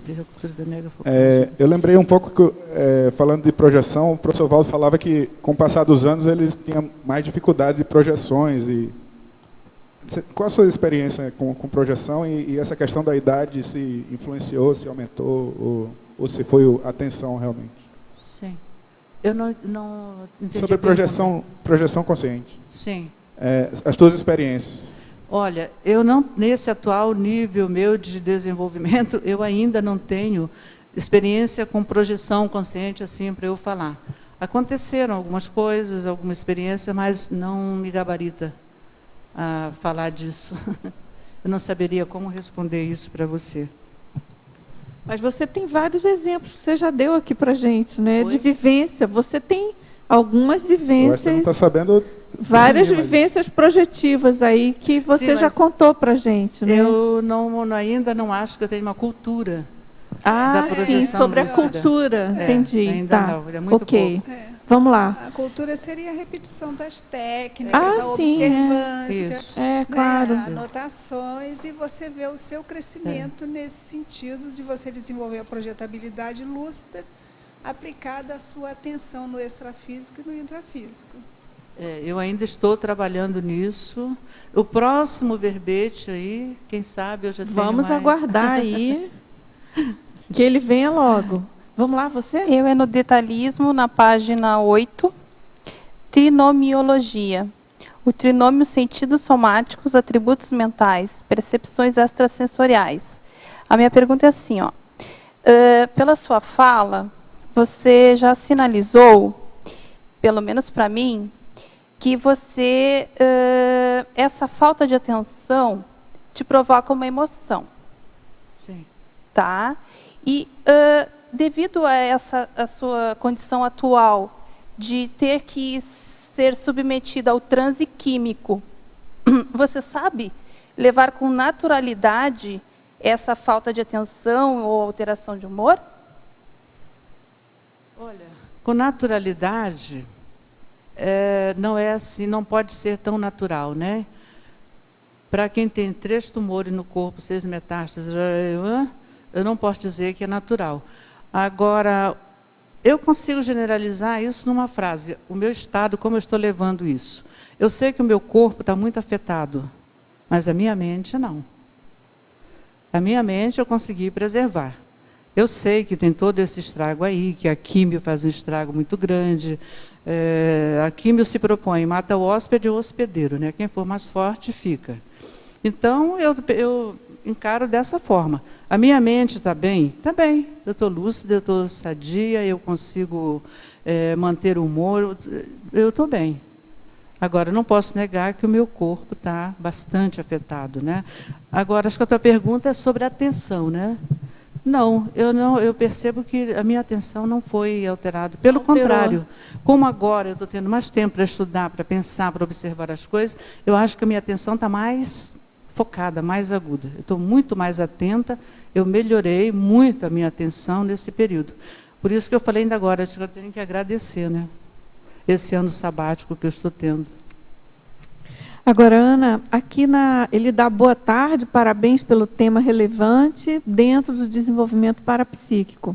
Na fatologia, ele pede para você aprofundar o último item, que é a atenção intrafísica enquanto atributo propulsor da atenção extrafísica.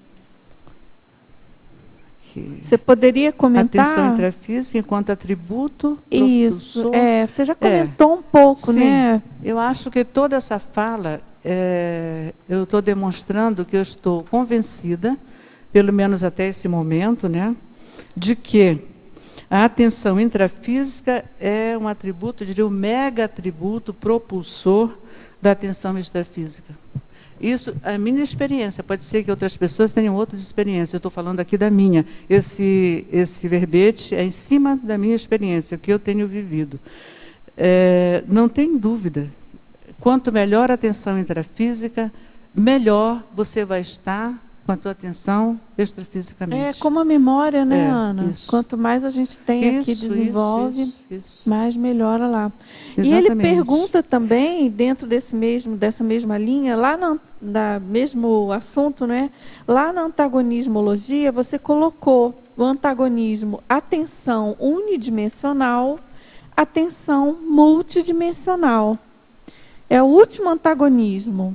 Ele pede para você comentar. Atenção unidimensional, atenção multidimensional. É na mesma proporção que se falou há pouco, né? A unidimensão, vamos dizer aqui, quando você adentra a multidimensionalidade, certamente que a tua atenção vai ser muito mais exigida. Mas se você não tem esse treino aqui de ver assim, como é que você vai ver isso multiplicado infinitamente, né? E aí, só lembrando, né, Ana, que está em antagonismo aqui, colocando como uma diferença, não é? Uma coisa é a atenção unidimensional, outra coisa é a atenção multidimensional, bem mais complexa e exigindo muito mais atributos, né? Isso, com certeza. Vamos lá? Ana, parabéns pelo verbete aí. Muito bom te ver por aqui falando sobre suas pesquisas. Ali na trinomiologia, na página 8, comenta o último, por favor. É o trinômio atenção seletiva, concentração direcionada e percepção lúcida. Isso. Percebi que você fez um crescendo assim, né, no trinômio. É um crescendo, exatamente. Não falamos ainda hoje sobre a lucidez, mas a lucidez, com certeza, ela é uma resultante de todo esse processo. Lembrando que agora há pouco que eu falei de emoção, que emoção para mim é como uma névoa densa, a lucidez seria colocar luz nessa névoa densa, né? Daí mandam acender os faróis baixos do carro, né? Porque ilumina, você vê melhor. Então, esse trinômio é um crescendo mesmo, trinômio atenção seletiva, concentração direcionada, percepção lúcida, é como foco, é lá. Eu quero chegar lá, e nada perturba isso, eu estou atenta e é isso que eu quero. É dessa forma que hoje eu lido com esse assunto. Eu quero chegar à percepção lúcida. Eu ainda não tenho essa percepção tão lúcida, mas percebo que já teve uma melhora de antes para agora. Você percebe assim uma relação disso com ficar mais momentos em descoincidência dos veículos? Talvez esse período que você está passando, você tem mais tempo para ficar em descoincidência, né? E dá mais tempo de ter atenção para esses períodos de descoincidência vídeo, assim. Sim. Essa lucidez, assim, tem relação com dar tempo para essa percepção de vivenciar a descoincidência dos veículos? Bem lembrado esse dado que você trouxe da descoincidência. Uma coisa que eu percebia que me atrapalhava muito, eu não conseguia manter esse estado de descoincidência, porque logo entravam outros pensamentos, outras coisas aí. Hoje eu consigo manter melhor e ter uma relação direta. Como eu administro essa questão do foco da atenção e manter a descoincidência. Tinha muita interferência. Hoje eu sinto que isso já melhorou. Resolveu. Agora, Ana, na parafatologia, na terceira linha de baixo para cima, gostaria de saber mais sobre a auto-organização parapsíquica. Você pode dar exemplos? Onde é que está isso? Parafatologia, terceira linha. Bem lembrado, de baixo para cima. É da parafatologia. Parafatologia, terceira linha de baixo para cima. Auto-organização parapsíquica. Isso, auto-organização é outra questão importante. Auto-organização, seja física, seja parapsíquica, intrafísica, extrafísica. A auto-organização é base. Sem organização, a gente não vai muito longe, não. Eu chego a ser assim, quase obsessiva com essa questão de organização. Agora eu tenho que cuidar para não ser obsessiva. E não cobrar dos outros isso, porque a gente termina cobrando também dos outros. Mas eu percebo que essa auto-organização é muito importante. E como que eu trabalho a organização parapsíquica, né? A partir da minha organização psíquica, aquela questão da atenção, das emoções, o que é isto, botar cada coisa no seu lugar, não ficar arrastando uma porção de... Eu crio uma imagem assim, como se estivesse pendurado em mim, uma porção de coisas, de tralha, de caixinhas, com aqueles fios, eu vou arrastando. Então, quando eu me percebo assim, eu já começo a limpar, fazer a limpeza. Porque se eu vou para o extrafísico, né, cheia de penduricalhos, fica difícil. Eu tenho que dar atenção aos penduricalhos ou atenção ao que está acontecendo no extrafísico. Né? Aquilo que está mais próximo de mim, do meu cotidiano, chama mais a minha atenção. E isso perturba a minha atenção extrafísica. Então, eu preciso limpar, com cuidado o tempo inteiro de estar limpando esses penduricalhos, que eu chamo assim, pendurados em mim, né, que vão, as coisas do cotidiano vão acumulando aí. Agora, aqui na fatologia também, ele pergunta como realizar o combate às autocorrupções quanto ao autoparapsiquismo. Combate às autocorrupções. Bom, combate aqui, vamos pensar que é um bom combate, né? Não podemos bater nas autocorrupções, nem quem está tentando nos corromper.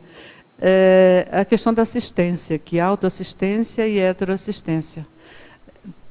Tem autocorrupção? Tem. Sempre a gente está tentando se convencer de umas coisas que não são, que não é por aí, não é o que eu quero, mas é mais fácil, é mais gostosinho, é mais prazeroso, tem resultado imediato.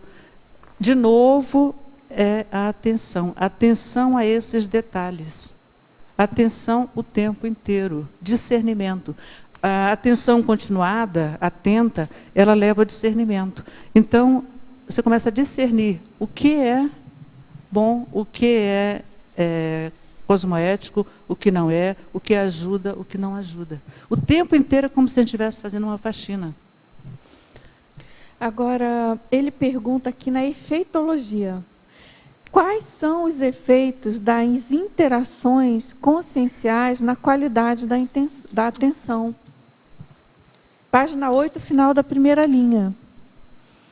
Efeitos das interações... Efeito da atenção intrafísica na qualificação da paratenção, é isso? Os efeitos das interações conscienciais na qualidade da atenção. Tá, isso aí. Então, se a gente ficasse falando aqui 6 horas sobre atenção, teria coisa para falar sobre atenção. Os efeitos das interações conscienciais na qualidade da atenção. Isso aqui é direto, o tempo inteiro. Nós não vivemos sozinhos, né? Estamos interagindo o tempo inteiro, só pensando nas interações intrafísicas, né? Você está em casa com algumas pessoas. Se você morar sozinho, você sai ali, já passa pela vizinha, já encontra o outro lá, já pega um táxi, entra no ônibus. O tempo inteiro interações. Como fazer para que essas interações não perturbem a minha atenção? É sempre aquele exercício o tempo inteiro. O que é isto? Eu estou sentindo? Para quê? Como isso? Como fazer? O tempo inteiro. É a atenção em você. Sem atenção em você, o que está acontecendo com você, você não consegue ter atenção do lado de fora, né? Na verdade, o meu holossoma, ele o tempo inteiro me informa, ele dá informações para a gente do que está acontecendo. Seja no soma, seja no energossoma, seja no psicossoma, energossoma, mental. O tempo inteiro estão chegando informações, né? Agora, você poderia informar qual o tratamento que você usou para desintoxicar o mercúrio no seu corpo? Olha, as substâncias que foi um preparado, né? Foi feito lá no laboratório da clínica. Eu não sei o que compunha, qual era a fórmula, eu não sei. Eu só sei que ele me explicou assim: esse tratamento, essa composição, não é um remédio, né? Esse produto aí vai entrar no organismo, ele vai circular, ele não vai ser retido, mas ele vai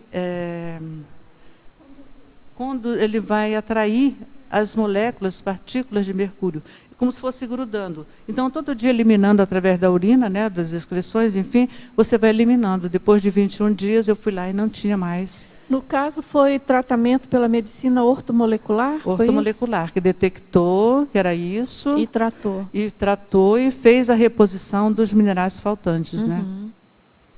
Agora, Ana, tem uma sugestão aqui na sindromologia. Ele coloca assim: não caberia a síndrome da apneia obstrutiva do sono? Eu faço essa colocação, pois assim como a verbetógrafa, também tenho a síndrome. E estou escrevendo verbete nessa temática. O que você acha? Podemos colocar? Na sindromologia, Ele está sugerindo a gente inserir a síndrome da apneia. Seria o quê? A síndrome da apneia. Ah, da apneia. É uma boa, sim, né? Sim, eu tive apneia naquela época. Pois é, a gente pode colocar sim, aqui. Eu tinha várias... Vai bem, não vai? Eu tinha várias apneias durante o sono e eu nem sabia que tinha. Ok. Agora, eu gostaria que você detalhasse o polinômio atenção dispersa, esforço, persistência, atenção focada, atenção extrafísica. Sim. Isso aqui também é um crescendo, esse polinômio. Eu diria até que é uma fórmula.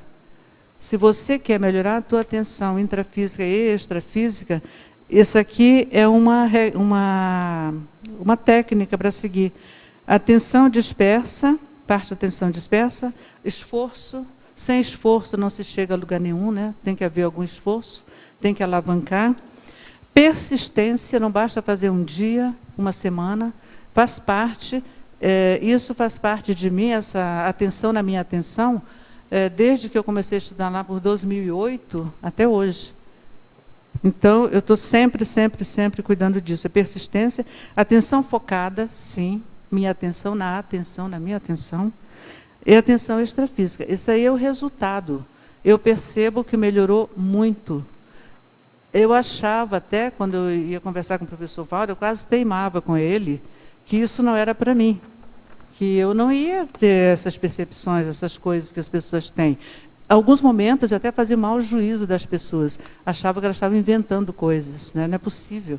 E aí ele para mim, briodesmose, vai estudar briodesmose. Aí como eu fui freira nessa vida, ele dizia, tem tudo a ver lá, né, com a freirice e tal, brincava assim comigo. E hoje eu vejo que realmente é uma tarefa que você começa e que não tem dia para parar. É contínuo. Agora, Ana, aqui na parafatologia, ela pergunta... desculpa. É na parafatologia, página 7, quarta linha, de baixo para cima. Você poderia comentar o ato de evitar a obnubilação da paratenção quanto aos parafatos do dia a dia? O ato de evitar a obnubilação da paratenção. De novo, caímos no mesmo ponto. Antes disso, poderia ter escrito aqui, como escrito na patologia, né? O hábito de evitar a obnubilação da atenção. Isso também faz parte do meu trabalho diário. Essa obnubilação, essa névoa que de repente eu fico meio perdido. Hoje já nem tanto, mas muito tempo foi assim. Sem orientação, sem direção, cansaço, né? Vou tirar um soninho, vou pensar outra coisa, devanear. Hoje não. Hoje eu já sei que é isso aí. Eu tenho que... Cadê onde é que está? Perdi de novo. É na parafatologia. Para a obnubilação, para a paratenção, os parafatos do dia a dia. É isso. Agora, Ana, tem uma coisa bem importante também, essa questão de mexer com as energias, né? Sim. Na questão da dissipação dessa névoa, entre aspas, que você está comentando, né? Porque muitas vezes essa coisa da detecção de uma emoção exacerbada, claro, cria os morfopensênios, bloqueios e tal. Sim. E um dos recursos bem sérios é, claro, a gente fazer um estado vibracional, enfim. Trabalhar as energias, isso né? tudo faz parte parte aí do trabalho. Pacote, né? Primeiro, eu tenho uma consciência que sozinha eu não teria dado conta. Quando eu digo sozinha, eu quero dizer assim, sem as informações, eu sou muito grata de ter chegado nesse paradigma. Isso acrescentou muito à minha vida, vem acrescentando todas as descobertas, os estudos. Então, trabalhar com energia, não tem dúvida, o tempo inteiro faz parte, né? Eu sozinha dou conta, às vezes tem que invocar os amparadores, né? Ou perceber a presença deles, já estão aí, eu que não estou percebendo.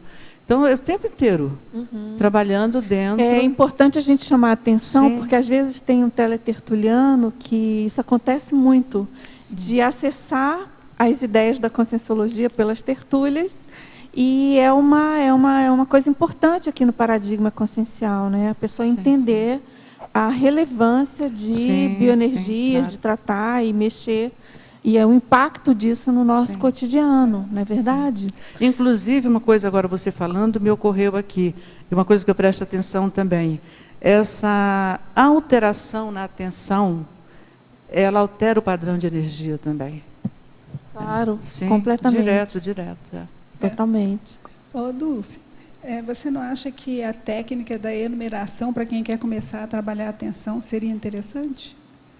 E começar a enumerar objetos, coisas. Não sei, aí a Ana, não sei, Marisa, se diretamente tem a ver, né?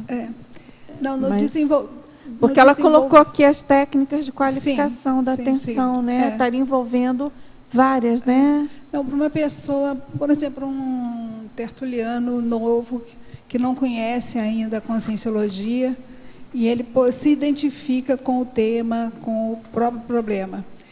Se ele começar a numerar os objetos, ele chega no local, ele conta quantos objetos tem, ele vê quantos objetos ele está carregando, e com isso ele começa um processo de começar a prestar atenção no desenvolvimento da atenção. A ideia é essa. É o desenvolvimento da atenção. Ok, nosso tempo esgotou. Professora Ana, aguardamos os próximos. Você já tem outros títulos aprovados? Já vou enviar. Então, mãos à obra verbetográfica. Eu agradeço aos presentes aqui, aos que estão lá no seu computador acompanhando. Agradeço aos meus amparadores intrafísicos que me ajudaram, a família, né, que está aqui, uma parte que me ajudou muito, incentivando, e, naturalmente, aos amparadores extrafísicos, que eu tenho certeza que escreveram muito desse verbete aqui comigo. Nós agradecemos muito também pelo seu verbete, foi muito assistencial, pelo seu exemplarismo, e aguardamos os próximos. Agradeço também muito vocês, tertulianos, teletertulianos, e vamos agora aos nossos anúncios. Obrigada. Obrigada. As pontuações da tertúlia de hoje são 39 assinaturas no livro de presença, 13 perguntas presenciais e 29 perguntas online respondidas. Hoje teremos 3 recados. Hermânia, sobre o grupo consciencioterápico da autoprofilaxia. Eucárdio de Rosso, programa verbetografia. Roberta, sobre mapeamento da sinalética energética e parapsíquica. Mas antes teremos amigos da enciclopédia com Fernando. Boa tarde. Como a professora Dulce ressaltou no começo aqui da nossa tertúlia de hoje, a importância do programa Amigos da Enciclopédia para a sustentação financeira e toda essa infraestrutura que produz a Enciclopédia da Conscienciologia. Então nós queremos aqui então convidar aqueles amigos que deixaram de renovar a assinatura ao longo dos últimos meses aí, e foram mais de 100 pessoas, 100 amigos que não conseguiram renovar por razões pessoais, né? E aqueles que quiserem fazer adesão ao plano também, fazer o contato com a recepção do CAEC pelo telefone 45 3525 2652. Você pode fazer com cartão de crédito de até 12 parcelas sem acréscimo, e é muito rápido. E aí você vai receber então uma mensagem do programa Amigos e uma senha para acessar o site do programa Amigo da Enciclopédia, com uma série de benefícios, dentre eles acesso à Enciclopédia da Conscienciologia para pesquisa e ao Holoserver para pesquisar 39 obras da Conscienciologia. São ferramentas que vai facilitar muito o trabalho de pesquisa, para escrever um verbete, preparar uma aula, escrever teu livro. E é muito eficiente e muito rápida essa ferramenta de pesquisa que é o Holoserver. Então a gente reforça o convite a todos para a renovação e adesão ao programa Amigo da Enciclopédia. Muito obrigado. Olá, boa tarde a todos. Em nome da OIC, eu venho aqui convidar você a participar do grupo da autoprofilaxia, que vai se iniciar aqui em Foz do Iguaçu, dia 19 a 21 de fevereiro. Esse grupo é bastante interessante, que a pessoa, o participante, tenha a oportunidade de vivenciar uma consciencioterapia em grupo, onde você vai trabalhar as 4 fases da consciencioterapia, que é a autoinvestigação, o autodiagnóstico, o autoenfrentamento e a autossuperação. Então, o participante aprende a fazer a autoconsciencioterapia. Não perca. O pré-requisito é um curso básico, Ok? Então, aguardamos vocês. Qualquer contato pode ser feito pelo telefone 45 9971 5719 ou pelo e-mail cursos@oic.org.br. Temos também o site www.oic.org.br. Muito obrigada.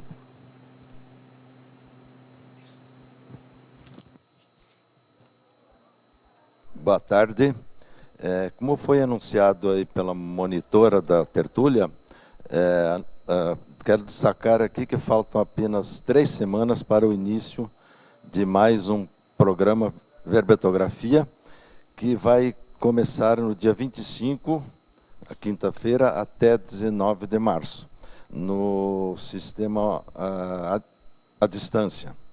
Então, aqueles interessados, especialmente teletertulianos que ainda não fizeram o seu verbete, poderão se inscrever e participar inicialmente das aulas que serão à distância, com módulos semanais, e toda quinta-feira terá uma sessão online direta para resolver as dúvidas.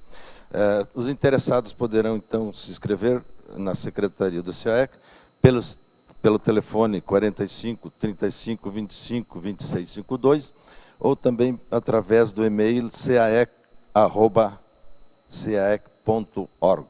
Obrigado.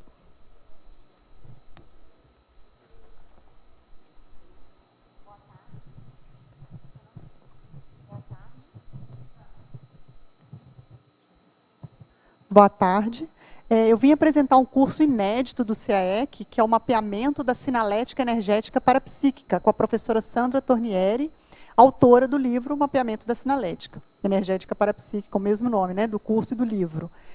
O objetivo do curso é desenvolver habilidades para identificar as próprias sinaléticas energéticas pessoais a partir de um padrão, né, de referência, e conscientizar os alunos da importância de mapear essas sinaléticas para a autodefesa energética e o desenvolvimento do autoparapsiquismo e o alcance da desperticidade.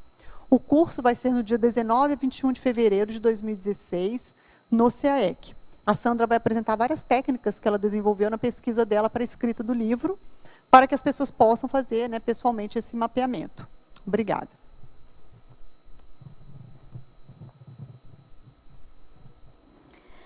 Para amanhã teremos o verbete Sinergismo Energossoma-Mental-Soma, pela especialidade da Evoluciologia. O verbetógrafo, professor Leonardo Bastos. Boa tarde a todos, até amanhã.